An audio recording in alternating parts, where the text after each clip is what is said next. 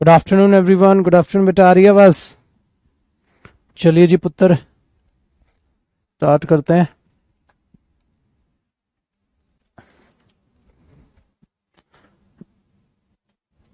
We are live now.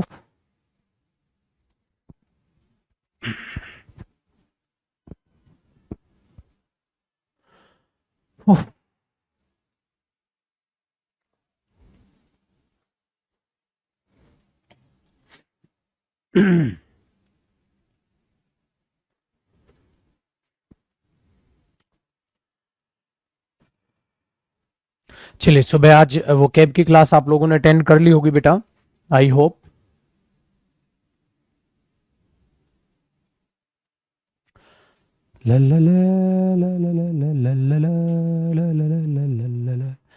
Okay बेटा, so yesterday we were talking about conjunctions, right dear? कल जो हम बात कर रहे थे छुटकू, कल हम बात कर रहे थे अबाउट द कंजंक्शंस, येट, दो, हाउएवर, इन सब के बारे में। गुड। सो आज हम बात करेंगे about when and while. What is the difference between when and the while? Look dear, difference between when and difference between while. When and while.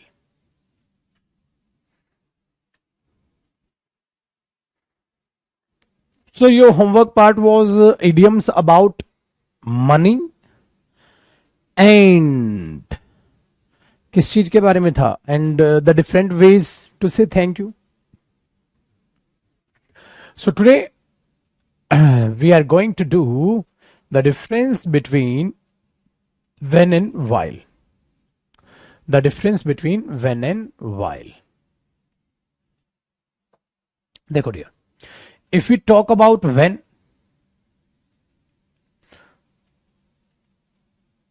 then try to understand.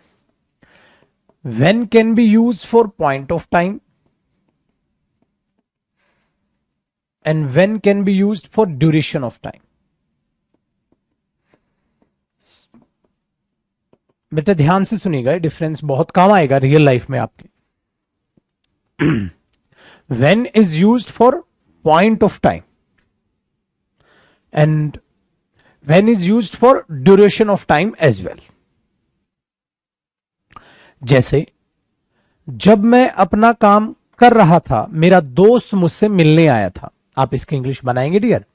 जब मैं अपना काम कर रहा था, मेरा दोस्त मुझसे मिलने आया था। जब मैं अपना काम कर रहा था, मेरा दोस्त मुझसे मिलने आया था। Translate this statement into English.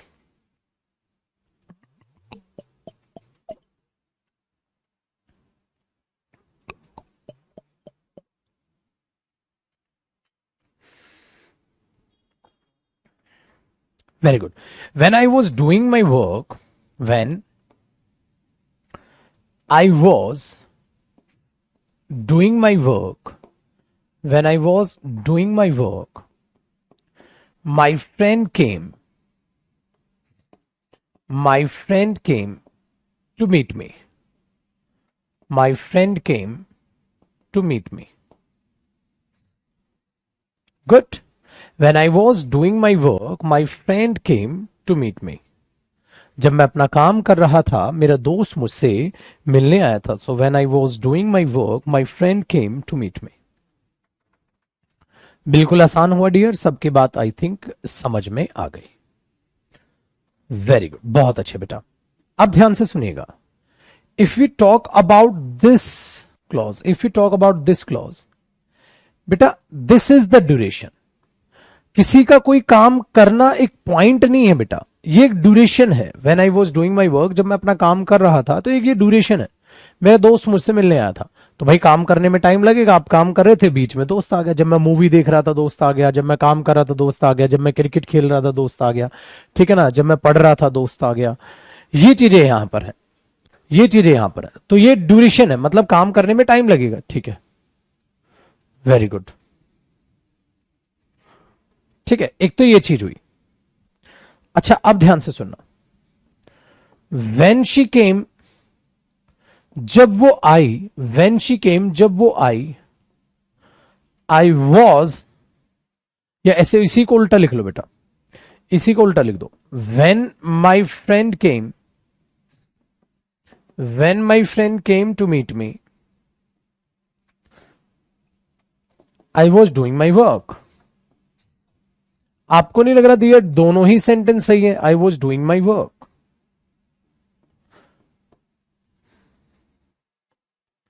अब आपको रीजनिंग लगा के, मतलब दिमाग लगा के ये सोचना है डियर, दोनों में क्या फर्क क्या है। देखो, when I was doing my work, my friend came to meet me, और इसको इसके साथ लिख दो, when my friend came to meet me, I was doing my work. Then what is the difference between in these two statements? And let me tell you one thing guys, these two statements are correct, these two statements are correct, ये दोनों ही statement correct है बेटा। You have to know about the difference between these two statements. The difference is guys, the main focus,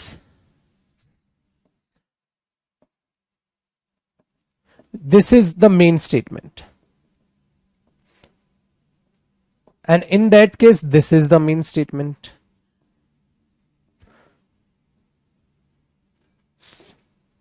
बेटा इस case में ये main statement है, इस केस में ये मेन स्टेटमेंट है, आई वॉज डूइंग माई वर्क। अरे मैं अपना काम कर रहा, कब कर रहे थे, तो आपने इस मेन स्टेटमेंट का टाइम बताया है, इसलिए आपने एक ये टाइम स्टेटमेंट लिखी है, और आपने यहां इसका टाइम बताया, साथ साथ कॉपी करिएगा, आपने ये टाइम स्टेटमेंट लिखी है। तो this is the time, my friend came to meet me, मेरा दोस्त मुझसे मिलने आया था कितने बजे, एट 8 o'clock, 8 बजे। सही है, सही है ना dear, my friend came to meet me at 8 o'clock, 8 बजे मुझसे मिलने आया था, बिल्कुल ठीक है। अब उस 8 बजे की बजाय आपने पूरी बात लिख दी, व्हेन, तो मैंने बोला my friend came to meet me when I was doing my work, जब मैं अपना काम कर रहा था। तो बेटा याद रखिएगा, जो ये व्हेन है अपने आप में ये टाइम स्टेटमेंट के बारे में बात करता है, अपने आप में ये डियर किसके बारे में बात करता है, टाइम के बारे में बात करता है। मतलब you are trying to substitute a time with a statement, you are trying to substitute a time with a statement, है ना बेटा। आप एक टाइम को एक स्टेटमेंट में कन्वर्ट कर रहे हो, got it guys. You are trying to change a time into a statement, this is the concept. आप एक छोटी सी, my friend came to meet me at 8 o'clock, at 8 o'clock की जगह आपने पूरी बात लिख दी। ऐसे देखो, आई was doing my work when I was doing my work yesterday, मैं कल अपना काम कर रहा था। ओके, यस्टरडे की जगह आपने पूरी एक बात लिख दी। So when is used to substitute the time with a statement, when is used to substitute the time in a statement, when you know the exact time, you try to, very good, you try to tell about the action at that time। आपको समय याद नहीं है, आप उस समय पे अरे मैं कल क्लास ले रहा था तो मैंने कहा था, ऐसा हम बोल देंगे। when I was coming to you, जब मैं तुम्हारे पास आ रहा था, ठीक है, a beggar met me, एक भिखारी मुझे मिला था, आई हेल्प, मैंने उसकी मदद की।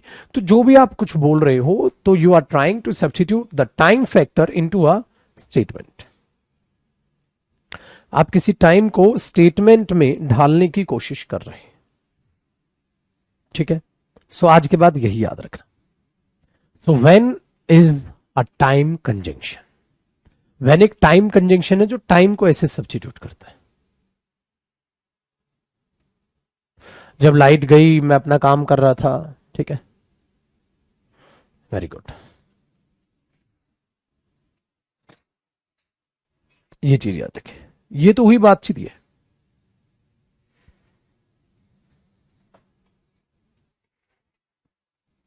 कि भाई जब मैं म्यूजिक सुनता हूं तो मुझे नींद आ जाती है, मुझे नींद कब आती है, जब मैं म्यूजिक सुनता हूं ठीक है।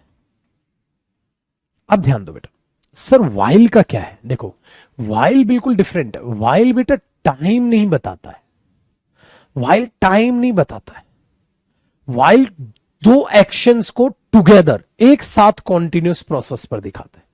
टू एक्शंस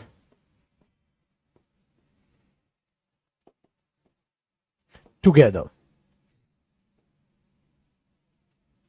आप ये लिखो, two ongoing actions, two ongoing actions, arrow लगाइएगा, टुगेदर। दो काम एक साथ हो रहे हैं, दो काम एक साथ हो रहे हैं, दो काम एक साथ हो रहे हैं। जब तुम ड्राइव कर रहे थे, तुम फोन इस्तेमाल कर रहे थे, आपका चालान होगा। भाई अब यही बोल रहा हूं मैं, तुम्हें वहां टाइम नहीं बताने की कोशिश कर रहा, फोन कब सुन रहे थे। मैं वहां बता रहा हूं जब तुम फोन सुन रहे थे तो साथ साथ ये भी कर रहे थे। जैसे बेटा मैंने बोला, while I was playing, while I was playing, हाँ, ही वॉज स्लीपिंग।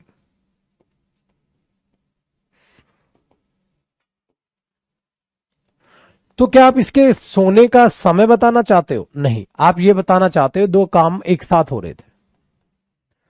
आप टाइम नहीं बताना चाहते, आप दोनों एक्शंस को ऑनगोइंग प्रोसेस पे दिखाना चाहते हैं। You want to represent two actions are going on together. समझे? इसीलिए बेटा वाइल को शॉर्टकट में भी यूज कर लिया जाता है, वाइल को शॉर्टकट में भी यूज कर लिया जाता है। You should not drink while driving, you should not use phone. बस बेटा, यू शुड नॉट, गर्म तो नहीं लग रहा? गर्म नहीं लगा तुझे? आदत हो गई फिर। तो मैंने बोला बेटा वाइल आई वॉज ड्राइविंग, ठीक है, while I was driving I was talking to my mother, कि मम्मा साइड में बैठी, जब मैं ड्राइव कर रहा था तो मैं बात कर रहा था मम्मा से। So I am not trying to tell about the time factor, about the time statement. I am trying to say when one action is going on, simultaneously the another action is going on, the other action is going on. कि जब एक काम चल रहा था उसके साथ साथ दूसरा काम चल रहा था, है ना? कितना आसान काम हो गया। Very good. तो मैंने बोला जब मैं पढ़ा रहा था तो आपने बोला सर जब मैं क्लास ले रहा था मैं साथ साथ बोल रहा था, तो आप वाइल लगाएंगे। वहां बच्चा वाइल और वेन में बड़ा कंफ्यूज होता है। अच्छा, after while we can use verb first form plus ING directly, ठीक है। While driving you should not use your phone. Very good. So directly भी आप कई बार बोल देते। आसान नहीं हो गया? है ना बेटा, कितना प्यारा आसान हो गया। तो वाइल और वेन का डिफरेंस आज क्लियर हो गया आपको? तो दो काम एक साथ कॉन्टिन्यूस प्रोसेस पे हो रहे हैं तो वाइल है, अदरवाइज वेन।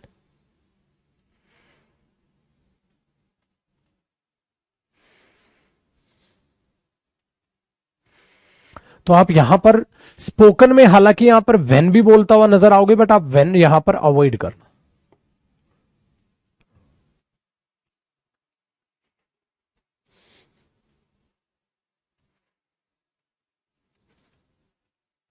हम ज्यादातर बोलते दफा, ठीक है, बोलते दफा हम यहां पर वाइल यूज कर लेते, वेन यूज कर लेते हैं। ट्राई टू इग्नोर इट, ठीक है। वाइल के बाद आप कॉन्टिन्यूस प्रोसेस दिखाने के लिए वर्ब की first form plus ING direct use कर सकते हैं।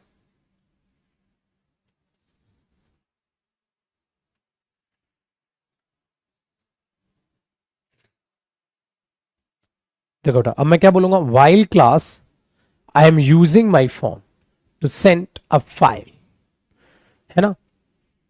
यही तो है। देखो अब क्लास चल रही है तो ये चीज आप बोलते हो। देखो मेरा काम भी हो जाएगा।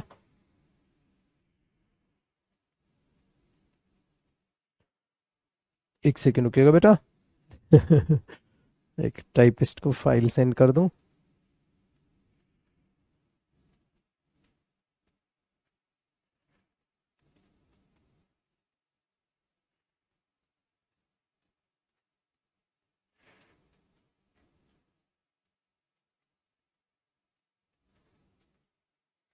बेटा ये एंटोनिम्स की फाइल है, इसमें एंटोनिम्स जो है फाइल 01 ऐसे लिख देना इसको, और इसमें ये अब टाइप करना।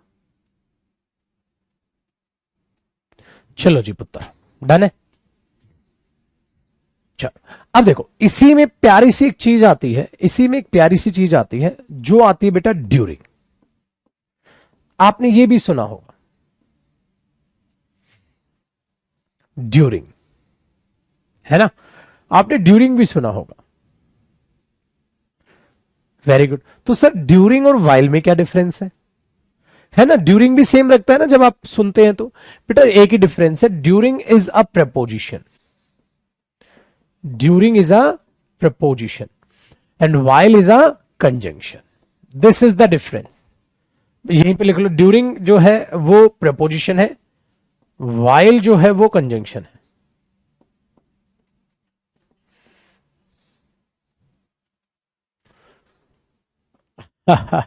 Very good. जैसे ही वॉज फीलिंग, ऐसे कर लेते हैं, he felt nervous, he felt nervous during या वाइल हिज स्पीच, स्पीच के दौरान वो बड़ा नर्वस उसने महसूस किया था। तो ही वॉज फीलिंग नर्वस या he felt nervous during the speech या वाइल द स्पीच या while his speech. What should be there, dear? That means both are same if we talk about the sense, but there is difference between their grammar function. So if you talk about the during, it is used as a preposition and while is used as a conjunction. So here we need a preposition, not a conjunction. So during should be there, during his speech. If I say he felt nervous during he was delivering the speech, no, during he was delivering, while he was delivering the speech, while he was delivering the speech he felt nervous, है ना। So during the class, while the class नहीं बोलोगे, during holidays, very good, बिल्कुल बेटा बिल्कुल। So in that case you use during, not while.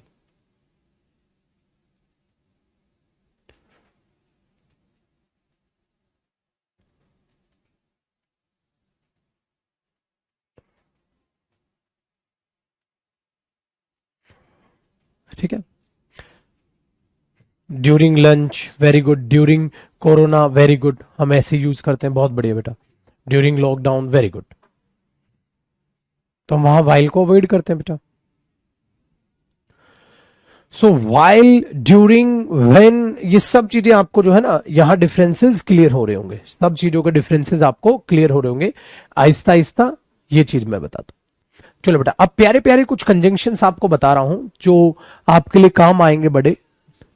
देखो बेटा, अब मैं बता रहा हूं रीजन बताने के लिए, रीजन बताने के लिए आप बिकॉज भी यूज करते हैं, रीजन बताने के लिए आप एज भी यूज करते हैं, और रीजन बताने के लिए आप सिंस भी यूज करते हैं। ये तीनों कंजंक्शन है बेटा।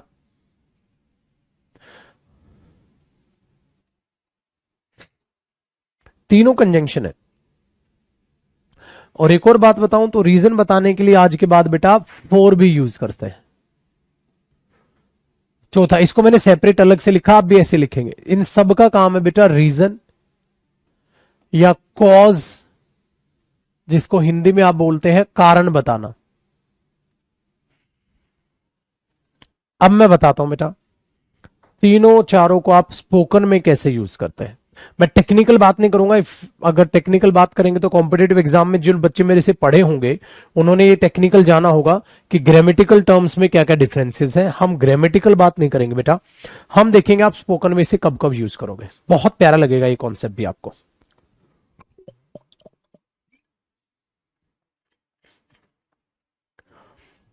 ठीक है, अब ध्यान दीजिएगा बेटा, because, as, since, for, reason या कारण, कॉज बताने के लिए।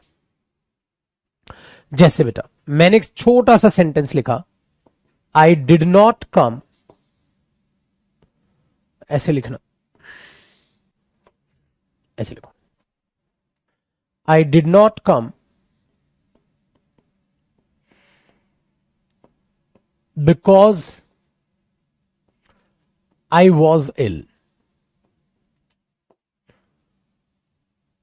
आई did not come as I was ill,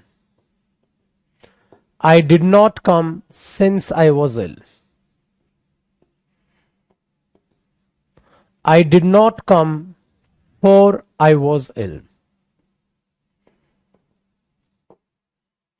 I did not come because of illness. I did not come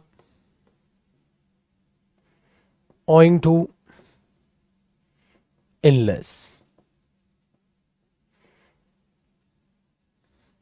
आजा बेटा, सारे कारण ही खत्म कर लिया आज है ना बेटा। कारण, मैं नहीं आया, क्यों नहीं आया भाई, क्या हो गया, अरे मैं बीमार था भाई।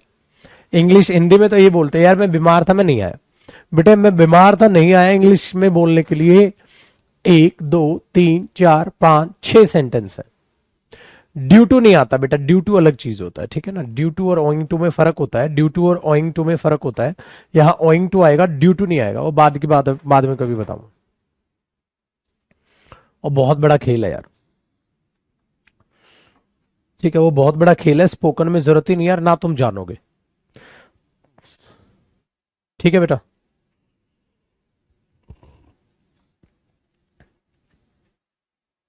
ठीक है भाई, देखो बेटा ये खतरनाक चीजें हैं यहां।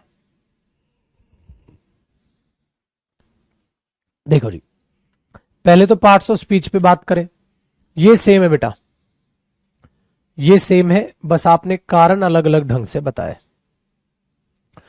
बेटा ये बिकॉज ऑफ जो होता है ना, ये प्रेपोजिशन होता है, जो ओइंग टू होता है ना, ये भी प्रेपोजिशन होता है।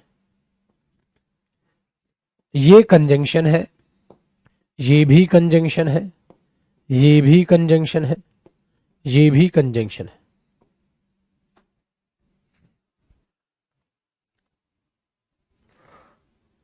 ठीक है बेटा, देखो ये होता है स्पोकन पढ़ने का तरीका। अगर आप इसी चीज को कॉम्पिटिटिव एग्जाम में पढ़ोगे तो 1.5 घंटे का टॉपिक तैयार हो जाता है, सारा 1.5 घंटे का टॉपिक तैयार हो जाता है। स्पोकन में 5 मिनट में खल्लास कर देंगे इसको, बिकॉज हमें सिर्फ स्पोकन रीजन जानना है, ठीक है।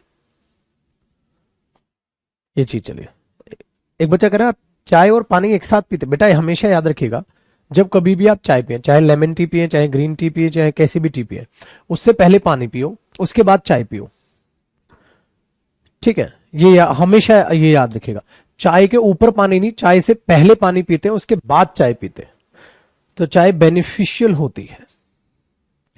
चलो अभी आप बहुत छोटे बच्चे हो, इन चीजों को जानो, हेल्थ की बातें हैं, बाद में जानो, अभी तुम पढ़ाई पे ध्यान दो, ठीक है बेटा, मेरे पे मत ध्यान दो, मैं पानी कब पी रहा हूं, मैं चाय कब पी रहा हूं।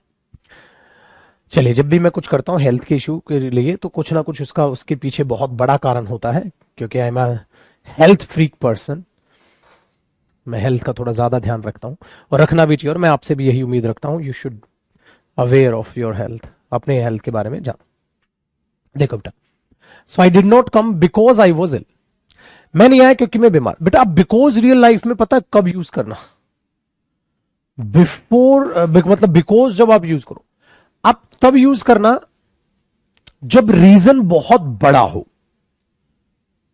जब रीजन बहुत बड़ा हो, मतलब आपके ना आने से प्रलय आ गई, बस तुम नहीं आए,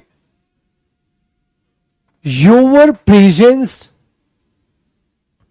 की आप वहां बात करो, आपकी प्रेजेंस की आप वहां बात करो, वो सो इंपॉर्टेंट, योर प्रेजेंस वो सो इंपॉर्टेंट, आपकी प्रेजेंस बहुत इंपॉर्टेंट थी यार, but you were not there, but तुम वहां नहीं थे, क्यों, वाई, क्यों नहीं आए तुम, मतलब तुम्हारा आना बेटा बहुत जरूरी था और तुम आए नहीं। ये बहुत बड़ा मैटर है बेटा। तब आता है बिकॉज, जो बिकॉज बनता है ना बेटा, अगर आप इसको ध्यान से देखोगे तो बेटा ये याद रखिएगा, बिकॉज बनता है बी प्लस कोज, कोज का होना, कारण ये था, ठीक है। ये कोई क्रिकेट खेलने नहीं जा रहा है यार, तो कल आया नहीं यार, यार मैं नहीं आया बिकॉज आई वाज इल। ओ भाई, छोटा छोटा छोटू मोटू काम यहाँ है। तुमने फाइल सबमिट नहीं की भाई, टैक्स रिटर्न की फाइल जानी थी भाई साहब, तुमने फाइल सबमिट, ये बहुत बड़ी बात है, तो आपके सीए को बिकॉज से रीजन देना होगा।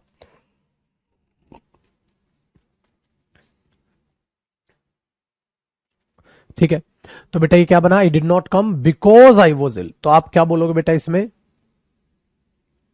क्या बोलोगे बेटा, स्ट्रॉन्ग वे।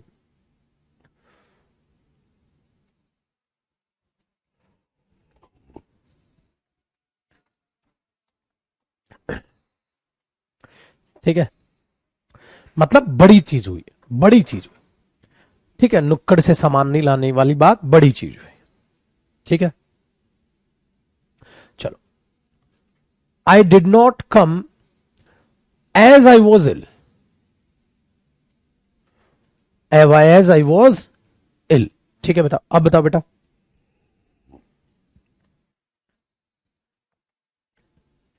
सर मैं भी सी हूं, आप मुझे सी नहीं बेटा, हमारा सी पुराना है, वो पुराना है, उसे तो नहीं बदलेंगे छोटे।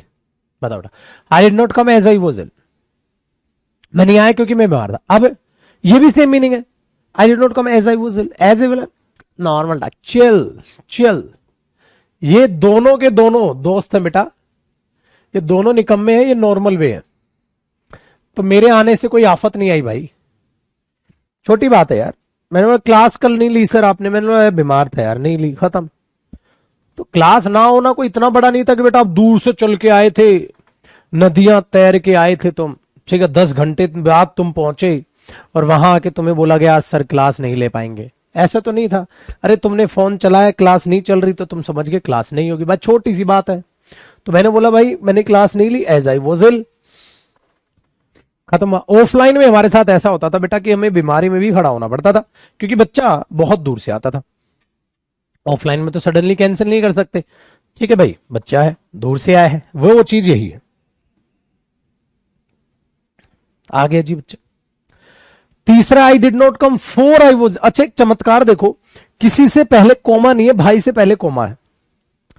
ठीक है, अब कई बच्चे तो यहां हिंदी का जुगाड़ नहीं ढूंढ पा रहे होंगे, ये कौन सी हिंदी है। I did not come for I was ill, ठीक है भाई, फोर का मतलब भी बेटा कारण बताना, मीनिंग सबका, तो हिंदी का जुगाड़ तुम ढूंढ रहे हो, मीनिंग सबका सेम है। बीमारी की वजह से नहीं आया क्योंकि मैं बीमार था, क्योंकि मीनिंग होता है भाई फोर का, फोर का के लिए भी मीनिंग होता है, वो अलग चीज है। याद रखिएगा, फोर कंजंक्शन है बेटा, वहां प्रेपोजिशन होता है, फोर 2 आवर्स 2 घंटे से या 2 घंटे के लिए, वहां फोर प्रेपोजिशन है बेटा, यहां फोर कंजंक्शन है। जब फोर कंजंक्शन का मीनिंग देगा तो रीजन बताएगा, ये भी रीजन है। अच्छा ये भी रीजन बताता है बेटा, याद रखिएगा। और हाँ एक बात याद रखिएगा, ये भी स्ट्रॉन्ग वे होता है, इसको आप वेरी स्ट्रॉन्ग वे कह सकते हो। सबका बाप बिकॉज है, ये बात याद रखिएगा, सबका बाप बिकॉज है, ये भी स्ट्रॉन्ग वे होता है भाई। ठीक है जी,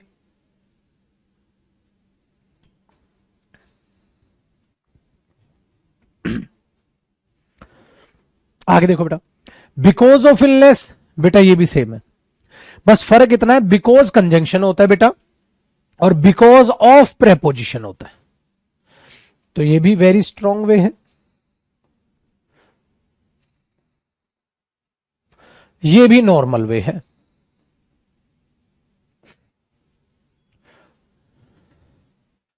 ठीक है, ज्यादातर हम जो यूज करते हैं, हम बिकॉज बिकॉज ऑफ यूज करते रहते हैं, जबकि ऐसा नहीं करना चाहिए, हमें एज भी करना चाहिए, सिंस भी करना चाहिए, फोर भी करना चाहिए। बट बेटा इसको अवॉइड करना स्पोकन में, स्पोकन में इसको अवॉइड करना। अवॉइड करने का रीजन ये है बेटा, सामने सुनने वाला नहीं समझ पाएगा। आप बोलोगे I didn't come for I was ill, और आई वॉज इल, वो बेचारा मुंह बना देगा, ये क्या बात है। तुम इसकी जगह बोलोगे बिकॉज आई वॉज, कहता हाँ अब आया ना भेजे में बात। तो बेटा ज्यादातर लोग यही जानते हैं, इसलिए ये बोल दो ना। हाँ तुम्हें ये दिखाना हो कि 10 साल हमें तो इंग्लिश आती है, हम ये प्रूव करना चाहते हैं, so in that case you can use for, because you know how to use for. For is a preposition, but when for is a preposition, after for you can see the time factor will be there, for 2 years, for 3 years, for you, for her, for my students, and the Hindi meaning of for is के लिए। But in that case, for is used as a conjunction, and as a conjunction, when we use for is used to show the cause, the reason behind the statement. But very few people, or we can say, know it when they speak English. So बहुत कम लोगों को ये बात पता है. तो ये आपकी लोग जो है बहुत मदद करने वाली है ये चीजें. अब बेटा देखो, the conjunction topic related to spoken बिल्कुल अलग है, और conjunction topic related to competitive exam बिल्कुल अलग. कॉम्पिटिटिव एग्जाम में तो कंजंक्शन ही बेटा पता चला 10 क्लासेस में खत्म हो रहा है, तुम्हारा 2 क्लासेस में निपट लेना है. ठंड तो नहीं लग रही ना, बंद कर लेना फिर. ये ठीक है.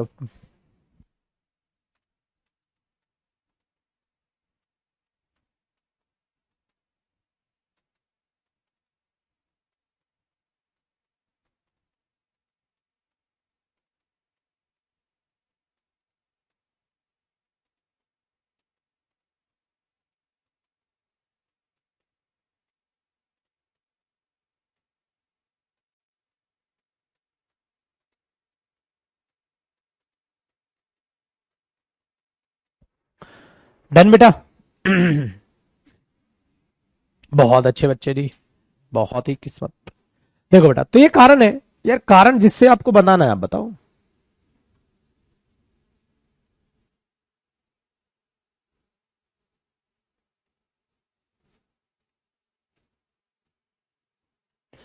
एक बच्चा पूछ रहा ओइंग टू मीन्स, बच्ची पूछ रही है बेसिकली. बेटा सबका सेम मीनिंग है, बिल्कुल सबका सेम मीनिंग है.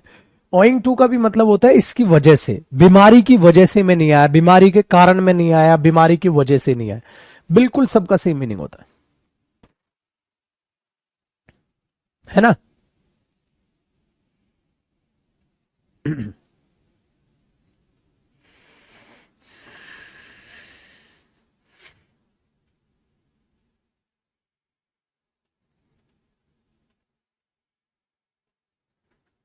ठीक है बेटा, चलो very good. So these are the statements to show the cause. देखो आज कितना आसान हो गया, हमारे पास कारण दिखाने के शब्द खत्म हो गए. अब बढ़े आगे. अब एक और प्यारी चीज करते हैं, until versus unless. So simple, so simple. Until versus unless, बहुत आसान लगे. कंजंक्शन बहुत यार बेटा, आपको इंग्लिश आने के बाद you will say speaking English is very simple. Really, it's very simple. Not only English, I am talking about any language. Once you get to know how to speak any language, you will feel it's very easy. You need not think in Hindi, then you will translate the Hindi statements into the English statement, then you are going to speak. Never. You have your ready-made sentences according to the situations and you will speak it. Only you need to know about the new words, about the new trend, because in speaking you have to follow the trend as well ना. आजकल क्या बोल रहे हैं, समझ रहे हो. Very good. तो ये ध्यान आपने देना. देखो बेटा, until versus unless, simple, very simple difference, very simple difference, very simple difference. The simple difference is, guys, when we use until, we are trying to focus on time. Focus on time. And when we use unless, focus on condition.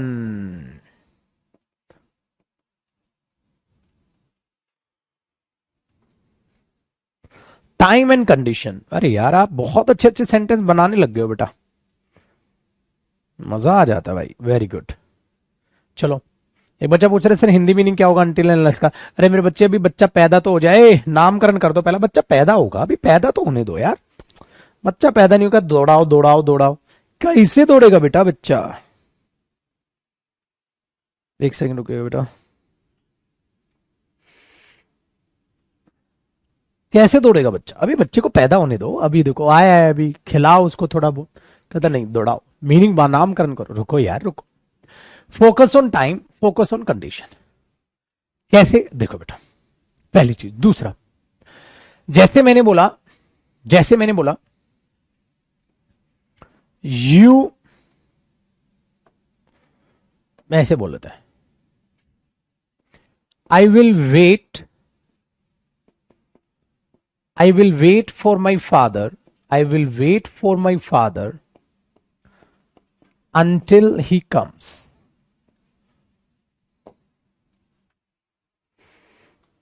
ठीक है बिटवा, कहा बोले हम, कहा बोले? I will wait for my father until he comes. अब इसका meaning समझने की कोशिश करो छोटू मल, मुझे बताइए क्या मीनिंग आने की कोशिश कर रहा है। I will wait for my father, मैं अपने पापा के लिए वेट करूंगा, अंटिल ही कम्स, जब तक वो नहीं आ जाते, जब तक वो नहीं आ जाते। I will wait for my father until he comes, मैं अपने पापा के लिए वेट करूंगा जब तक वो नहीं आ जाते। इसका मतलब पता है क्या कर रहे हो बेटा? आपका फोकस टाइम पर है, जब तक पापा नहीं आते मैं वेट कर रहा हूं उनका। मैंने बोला यहां क्या कर रहे हो भाई? कहते सर जब तक मेरे पापा नहीं आते मैं वेट कर रहा हूं उनका। Very good. जब तक नहीं, जब तक नहीं, जब तक नहीं, जब तक नहीं, जब तक नहीं, ये इनका हिंदी मीनिंग, और दोनों का हिंदी मीनिंग सेम है। दोनों का हिंदी मीनिंग सेम है मेरे बच्चे, तभी तो तुमने कोचिंग लगाई ना भाई मेरे। स्पोकन की कोचिंग लगाना भी बेहद जरूरी होता है ताकि आप सेंटेंस को समझ जाए। और ये तो चमत्कार हो गया कि तुम्हारी वजह से ये चमत्कार मैं कर पाया कि ऑनलाइन स्पोकन का बैच निकाल के भी मैं स्पीकिंग सिखा पाया।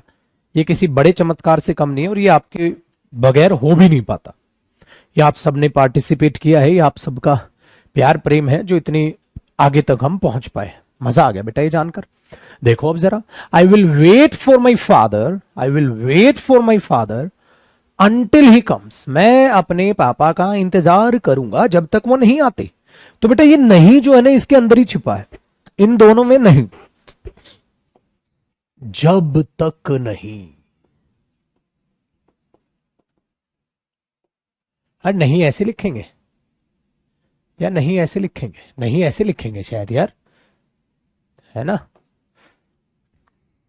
Very good.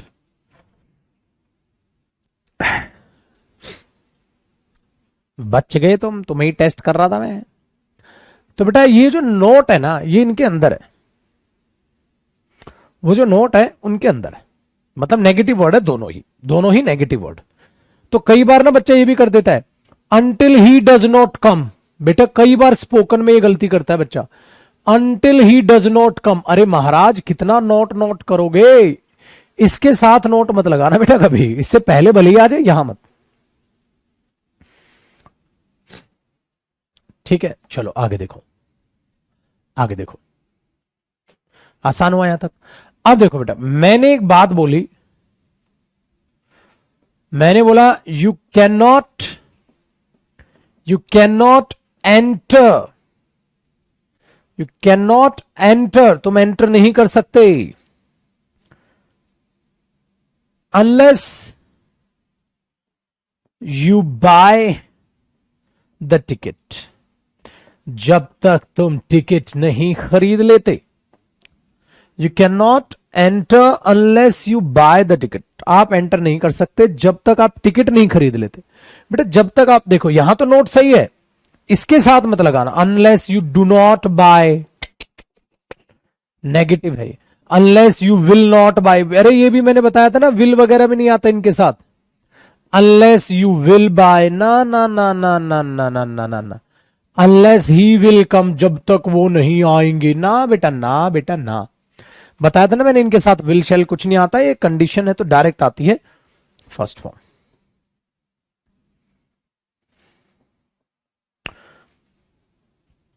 ये शॉर्ट में आप दिमाग में रखिएगा। Let me refresh your comments, here we go. ठीक है, अब बेटा देखो देखो, you can not enter here, you can unless you buy the ticket, जब तक तुम टिकट नहीं लेते अंदर नहीं घुस सकते। बेटा ये तो कंडीशन थोपी जा रही है तुम्हारे ऊपर, साफ साफ कंडीशन है बेटा। तो रियल लाइफ में जब तुम कुछ कंडीशन थोपो ना किसी के ऊपर, तो ये बोलना। और जब किसी को टाइम वाइम बताओ ना, यार मैं तो इंतजार कर रहा हूं जब तक वो नहीं आ जाता, तो ये चीज है मेरे बच्चे। ठीक है, वेरी गुड।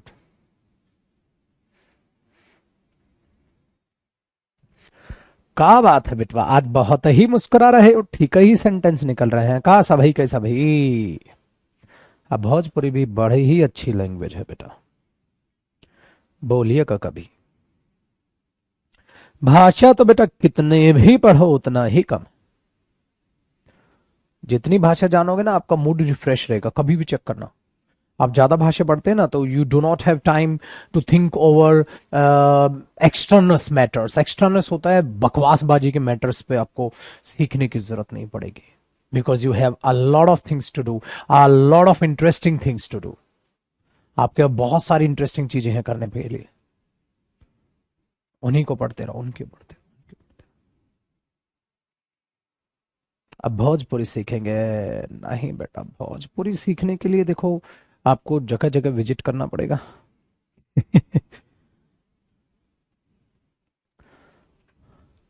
लैंग्वेज, पहाड़ी इलाके जो होते हैं ना, उनकी लैंग्वेज बड़ी अच्छी लगती है और बड़ी सहज स्वभाव में बोलता है। भोजपुरी भी अच्छी लैंग्वेज है, बड़ा अच्छा लगता है जब आप मैं को हम बोले हैं ना तुम्हें, तो you will feel like a king. I am the king. हम बोले थे मम्मी चाय बना दो, क्या आपने हमारे लिए चाय बनाई? हमारे लिए? वाह जी वाह। तो वही वाला है, हम बोले थे तो मैं ऐसे नहीं करिएगा।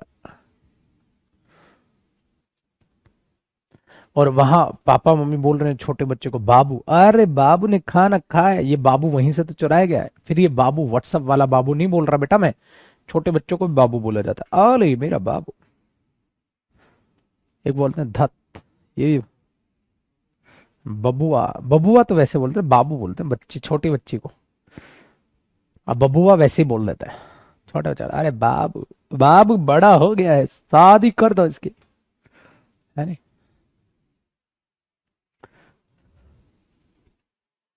चलो जी,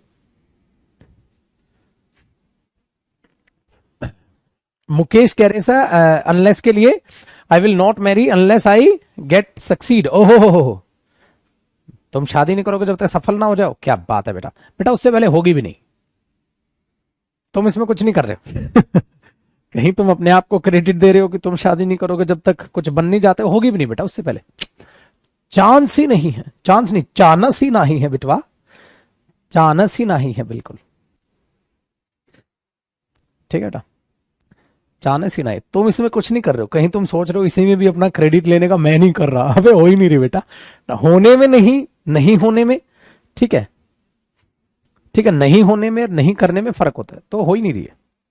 आगे सुनो बेटा, देखो, I will wait for my father until he comes और you can not enter unless you buy the ticket.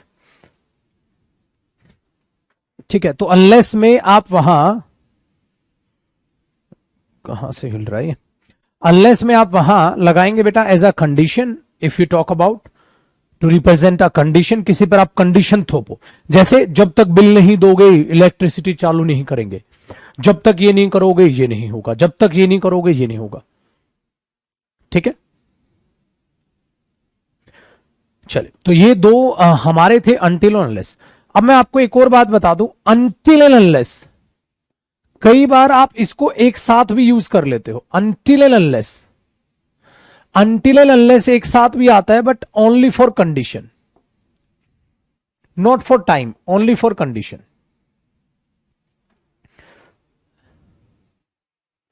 ठीक है, ओनली फॉर कंडीशन। जैसे you can not go home, you can not go home until and unless you complete your work।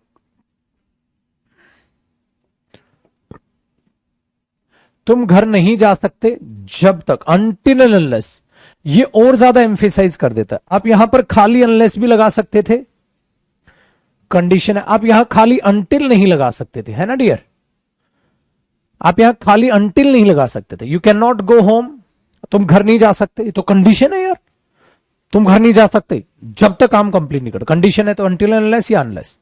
To emphasize unless, basically, my dear students, to emphasize unless, we use until and unless.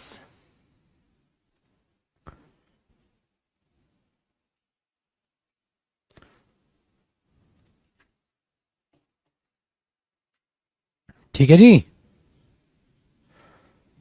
Very nice, very nice, done. कल की class में फिर कुछ नए पिटारे के साथ मुलाकात होगी। आज के लिए इतना ही छुटकू, और हो सकता है आज रात को 9:30 बजे क्लास हो, तो तैयार रहिएगा। कल नए पिटारे के साथ मिलते हैं बेटा। That's all for today, bye bye. चलो चलो घर भागो सभी, और प्लीज जो आपको टास्क दिया गया है स्पीच सुनने का, मूवीज देखने का, वीडियो रिकॉर्ड करने का, वो छोड़ना नहीं है, वो कॉन्टिन्यूअस करते रहना, ठीक है। कॉन्टिन्यूटी बनी रहेगी तो ही आप इंग्लिश सीख पाएंगे, ये चीज याद रखिए, ठीक है। चलिए bye bye, take care, always keep smiling, stay motivated and please spread happiness. खुशियां बांटे बेटा, रेस्पेक्ट करें अपने माँ बाप की, रेस्पेक्ट करें अपनी खुद की, और रेस्पेक्ट करें अपने एफर्ट्स की। और प्लीज ऐसा मत करना कि 2 दिन के चोचले हैं, कि 2 दिन 3 दिन के लिए इंग्लिश बोली और फिर रुक गए। किसी चीज को शुरू करो ना यार, उसको कभी छोड़ना मत, वरना बेटा ये सारा टाइम वेस्ट है। आपने 2 महीने लगे करीब करीब हो गए हैं, आप बड़े ध्यान से पढ़ रहे हैं, सीख रहे हैं, फिर आपने बीच में इंग्लिश बोलने की प्रैक्टिस छोड़ दी, फिर सब खत्म हो जाएगा, फिर सब खत्म। इसलिए इस बैच में देखो ना, वो बच्चे भी ज्वाइन किया है जिन्होंने पहला भी स्पोकन लिया था ना, उन्होंने ये भी स्पोकन लिया है। ये एक एक्सरसाइज है, मैंने बताया ना, जैसे प्रैक्टिस बैच के बारे में मैंने आपको बताया था, ये उसी के तरीके से एक एक्सरसाइज है। स्पोकन बैच रहेगा कि दिन का 1 घंटा 2 घंटा आपको निकालना है, 1 घंटा ये और 1 घंटा इसके अलावा निकाल लो। भाई दिन के 2 घंटे तो दो मुझे, 2 घंटे तो यार कम से कम इंग्लिश बोलने को 2 दिन के। और कब तक देने, कब तक नहीं बेटा, लाइफ उम्र भर देने हैं, उम्र भर देने हैं। तो जैसे ही उम्र भर आप ये 2 घंटे दिन के निकालते रहोगे, आपकी लैंग्वेज स्ट्रांग होती जाएगी। तो you have to spend at least 2 hours per day for your whole life. Your experience, your confidence, your skills will start improving themselves, and you will get to know you are feeling very comfortable. Only you need the excuse to speak. सिर्फ तुम्हें एक बहाने की जरूरत है बोलने के लिए। वो चीजें ना आपको ये चीज यहां पर सिखाती है। इस बैच में मैंने इसीलिए बोला भी था कि जो पुराने स्टूडेंट जिन्होंने एडमिशन लिया है बेटा, और देखो आप में अपने आप में चेंज आया होगा। अगर तुम ये बैच ज्वाइन नहीं करते, खाली पहले ज्वाइन करके रह जाते, तो आपकी वो कॉन्टिन्यूटी टूट जाती। इसलिए ये बात फिर बोल रहा हूं, जिन्होंने ये बैच ज्वाइन किया है, जब ये बैच खत्म होगा और फिर अगला स्पोकन आएगा, वो अगला भी ज्वाइन करना, फिर उससे अगला आएगा, उससे अगला भी। और हाँ, एक बात याद रखिएगा, जो आप अगला स्पोकन ज्वाइन करेंगे, जो आपकी कोर्स फी रहेगी वो अलग रहेगी, जो एक नया बच्चा एडमिशन लेगा उसकी अलग रहेगी। आपकी कोर्स फी शायद 500 रखी थी ना पुराने, जो अब आप स्टूडेंट्स बन गए हैं स्पोकन बैच के, और आप अगले स्पोकन में जब एडमिशन लेंगे तो वो सिर्फ 500 कोर्स फी रहेगी। तो एक ये इन्वेस्टमेंट मान लो कि हमें हर 4-5 महीने में 500 रुपए देना है, मतलब पर मंथ बेटा ये 100 भी नहीं हुआ। इससे होगा क्या कि आपके माइंड के ऊपर एक प्रेशर है, that I have bought that batch, I have to attend the classes, I have to speak English, because मैं मेंटली प्रेशर में हूं। बैच लिया यार बेटा, is just like you have paid for your gym classes, for your yoga classes. कभी yoga classes के लिए पे करके देखो, कभी योगा क्लासेस के लिए फीस भर दो। आप भर के क्या है, घर बैठना, बैठा ही नहीं जाएगा। चाहे हफ्ते में 2 दिन जाओ, आप जाओगे, फिर आप आहिस्ता आहिस्ता मजा आएगा तो आप फिर और जाना स्टार्ट करोगे। तो मजे मजे में वो बोलते हैं ना, हमने योगा की क्लास स्टार्ट की, बट वो पैसे दे दी। पैसे का मतलब पता है क्या होता है बेटा, चाहे आप 100 रुपए दे दो, बट ऐसा लगता है कुछ गया है। 500 is not a big amount, but 500 is amount and it matters. 500 रुपए बड़ा अमाउंट नहीं है, बट अमाउंट है। तो हमारे ऊपर ना एक बर्डन है, you have bought that batch, you have to attend the classes. खरीदा है ना, क्लासेस लेनी पड़ेगी। तो मैं कहीं ना कहीं दिमाग के किसी कोने में है, हाँ यार बैच लेनी पड़ेंगे, हाँ यार सीख रहा हूं, बोल रहा हूं। फिर आप किसी के सामने बोलेंगे English, when you face someone and you start speaking English and you are very comfortable. For an example, you spoke 10 sentences and out of 10 sentences you are thinking in your mind, my 4 sentences were correct. Yes, but the remaining 6, there were some mistakes but they didn't notice it. So they think I can speak. That's all. And while speaking, everyone does mistake. So don't worry about it. So your confidence will start boosting up. आपका confidence boost up करना start करेगा और वहां से आपके आ जाए मजा, आप शांति में आ जाओगे। कि वो बस एक ही दिन का बहाना ये चाहिए होता है कि आप जब किसी के भी सामने एक बार बोल लेंगे तो आप कंफर्टेबल महसूस करना स्टार्ट कर देंगे। ठीक है, सो प्लीज बोलते रहिए। अब मुलाकात करेंगे कल एक नई प्यारी सी चीज के साथ। देखेंगे कल कौन कौन से क्या है करेंगे क्या नहीं, वो कल पे छोड़ते हैं। Bye bye, take care, thank you so much मेरे बच्चे, love you all, thank you so much, bye bye.